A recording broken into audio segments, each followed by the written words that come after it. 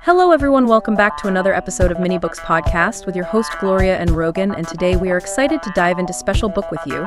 We picked this one because it has really important lessons to share and we can't wait to talk about them. So let's get started. Hey there, ready to see if your business idea has wings? We're diving into Will It Fly by Pat Flynn, and trust me, this book is packed with practical tips on testing those ideas without the risk of, well, a nosedive. And we're going beyond simply summarizing the book. We're pulling out those aha moments and showing you how to apply them to your own entrepreneurial journey. Exactly. So Flynn kicks things off with this idea of treating your business idea like a myth to be busted. You actually need a method, some real data. It's not enough to just think your idea will work. He learned that the hard way himself, He talks about pouring $15,000 into software that never even launched. Imagine that. All that time and money, and for what? Ouch, yeah, that's gotta hurt. Yeah. Makes you realize how important early validation really is. Absolutely. It's like he says you've got to put on your metaphorical lab coat and test those assumptions. See if they hold water. And that's where this whole Mythbusters approach comes in. Okay, so we've got our lab coats on, we're ready to experiment. Where do we even begin? Flynn uses this clever thought experiment. He wants you to fast forward 5 years into the future. Imagine you bump into an old friend at the airport and they ask you, "How's life?" What does that ideal future look and feel like for you? Ah, right, the airport test. But here's the thing, you can't mention your business idea directly. It's about painting a picture of your dream life business aside. Exactly. It's a brilliant way to get you thinking about what really matters, the why behind your entrepreneurial drive. What are you hoping to achieve? What kind of impact do you want to make? And get this, it's not just some random exercise. Flynn actually borrowed this technique from Keller Williams Realty. They use a similar approach in their job interviews. It's about aligning expectations and making sure it's a good fit, whether it's for a job or, in this case, for a business you're pouring your heart and soul into. So we've busted some myths. We've taken a trip 5 years into the future. What's next on this journey? Now it's time to uncover your unfair advantage. Think of it as your superpower, that unique edge you bring to the table. What are you particularly good at? What experiences or skills set you apart? And just to be clear, this isn't about having a unique selling proposition, a USP for your business. It's about you being uniquely positioned for success. Exactly. And Flynn even gives you an action step for this one. Email 10 friends and colleagues and ask them what they see as your strength. Love it. Crowdsourcing your superpowers. How cool is that? Oh. Okay, so we're clear on our why. We're embracing our inner superhero. It's starting to feel real. Now what? Wow, we've got to see if this idea can actually take flight. Let's fire up those engines. We'll dive into that in part 2. Welcome back. Ready to see if those big ideas can really get off the ground? Remember, we're not just daydreaming here. Oh, absolutely not. We're all about action. So how do we actually go about validating our business idea? Where do we even start? Flynn is a big advocate for real-world testing. It's not about asking your friends and family if they think your idea is great. It's about gathering objective data. It's about observing how people actually respond. Makes sense. Okay. People might tell you what you want to hear, but when it comes down to it, are they actually going to pull out their wallets? That's a real test. Precisely.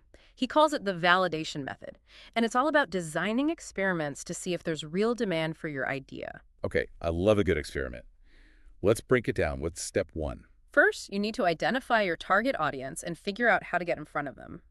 Think targeted advertising, guest posting on relevant blogs, even attending industry events. Speaking of reaching the right people, Flynn talks about this guy, Derek Halpern, who reached out to influencers in his niche, offering to create free content for their audience. Talk about a win-win. He gets exposure to a new audience, and the influencer gets valuable content. It's a great example of leveraging existing platforms to connect with your ideal customer. But it's not just about casting a wide net, it's about finding those hand raisers, the people who are genuinely interested in what you have to offer. Okay, so what exactly is a hand raiser? Paint a picture for me. Imagine you've put your idea out there. Maybe it's a landing page describing your product, a social media post outlining your service, or even just a simple question posed to your network. A hand raiser is someone who takes that extra step, showing a genuine interest in learning more, or even taking action. So it's someone who downloads a free guide, signs up for your email list, or maybe even sends you a message asking for more information. They're actively engaged, not just passively scrolling through their feed. Exactly. They're the ones who are saying, hey, I'm interested. Tell me more. Once you've identified those hand raisers, then it's time to share your solution. Okay, things are starting to get real now. This is where we actually start talking about our product or service, even if it's not fully developed yet, right? Right. And the key here is to be upfront and honest. Let people know you're still in the testing phase, but you're eager to get their feedback. This builds trust and transparency from the get-go. And finally, a moment of truth. Are people actually willing to pay for what you're offering? Exactly. This doesn't necessarily mean launching a full-blown product. It could be as simple as offering a pre-order early access at a discounted rate, or even just asking for a small deposit to reserve their spot. So we're gauging real-world demand, not just hypothetical interest. I love it. Okay, this all makes sense in theory, but I'm curious to see how it plays out in real life. Did Flynn share any stories of entrepreneurs who actually used this method successfully? Oh, absolutely. In fact, he dedicated an entire chapter to case studies. One that really stood out to me was Joey Kornman, the founder of School of Motion. He had this idea for an online course on motion graphics, but wasn't sure if people would actually pay for it. So what did he do? Did he spend months creating the entire course before even knowing if there was an audience? Not at all. He decided to validate his idea first. He hosted a webinar sharing some valuable insights on motion graphics, and at the end, he pitched his course idea. Okay, so he basically created a sneak peek, giving people a taste of what they could learn in the full course. What happened? Did anyone bite? He secured 5 paid enrollments. Think about that. He validated his idea and got paid before even creating a single lesson. Talk about a confidence boost and a smart way to mitigate risk. Do you have any other favorite examples? Sorry to interrupt you guys. If you're enjoying this podcast, then don't forget to check out our official YouTube channel, Mini Books Podcast, and subscribe for more great podcasts like this one. Another inspiring story is Brian Harris from Video Fruit. He wanted to launch his first product, a workshop on online marketing.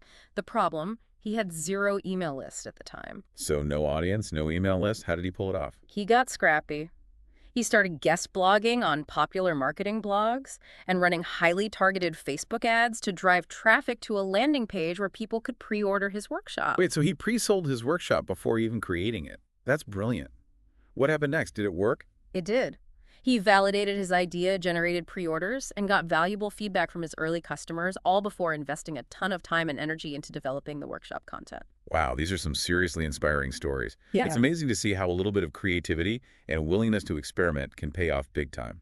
Anything else? I'm ready for another dose of inspiration. All right, one more for you. There's this guy, Jared Robinson, who wanted to launch a live workshop for PE teachers. But just like Brian, he didn't have an email list to promote to. Instead of letting that hold him back, he decided to get personal. What do you mean by get personal? Yeah. Did he start cold calling PE teachers? He took to Twitter. He identified PE teachers in his local area and started engaging with them on Twitter, sharing valuable resources and offering helpful advice. Once he had built up some rapport, he started mentioning his workshop idea. So he leveraged an existing platform, built authentic relationships, and used those connections to gauge interest in his idea. Exactly. And you know what? It worked. He filled up his workshop with eager attendees, all because he was willing to put himself out there and build those personal connections. Okay, I'm officially energized and ready to start putting these ideas into action. These real-life examples are such a great reminder that you don't need a huge budget or a massive email list to validate your business idea. Right. You just need a solid plan, a willingness to experiment, and a healthy dose of entrepreneurial hustle. Absolutely. So we've talked about the importance of validation. We've broken down Flynn's 4-step validation method, and we've even heard some inspiring success stories. What else do we need to know before we launch this thing? Well, before you hit that launch button, there's one more crucial point Flynn emphasizes that I think we should discuss. It's about remembering the why behind your business, that deeper purpose that fuels your entrepreneurial fire. We'll explore that and those final pre-launch checks in part 3. Okay, we're back. We've busted myths, uncovered our superpowers, and even learned how to pre-sell our products before they exist. I'm feeling pretty confident, but what about those final pre-flight checks? What else do we need to consider before we launch? You're right. It's exciting to think about launching, but having all your systems go is crucial. Flynn talks about the less glamorous but equally important practical side of things. Right, like setting up shop legally and financially, right? Yeah. It's not as exciting as brainstorming product ideas, but it needs to get done. It does. It's like building the foundation of your business. Yeah. Flynn even provides a really handy checklist in the book. We're talking registering your business, setting up a business bank account, choosing the right email marketing platform, all that good stuff. So it's about protecting yourself legally and setting yourself up for success from a financial and operational standpoint. Did he get into any specifics about the email marketing system? He did, actually. He's a big advocate for building your email list early on, and he even recommends specific platforms like ConvertKit or Aweber based on his own experience. That makes a ton of sense. Yeah. Your email list is like your direct line of communication with your audience, your most valuable asset. So to recap, legal, financial, and email Yes. marketing, check, check. What else is on this pre-flight checklist? Anything I'm forgetting?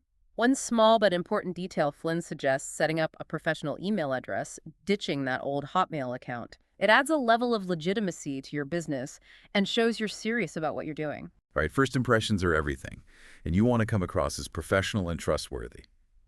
Okay, so we've got our legal ducks in a row, our finances sorted out, our email marketing system ready to roll, and a professional email address to boot. Can we launch this thing now? I'm itching to hit that go button. Almost. But before we do, remember that thought-provoking metaphor we talked about earlier, the one about writing your why on a paper airplane? Ah, yes, Flynn's paper airplane exercise. Yeah. It was such a powerful visual representation of our business's purpose. How does that tie into launching, though? It's a reminder that there's always an element of uncertainty when you launch a new business. It's like sending that paper airplane out into the world and hoping it soars. But like you said, there's no guarantee it'll fly perfectly on the first try. We might need to make adjustments along the way, just like we might adjust the wings of our paper airplane. Exactly. And that's okay. It's all part of the process.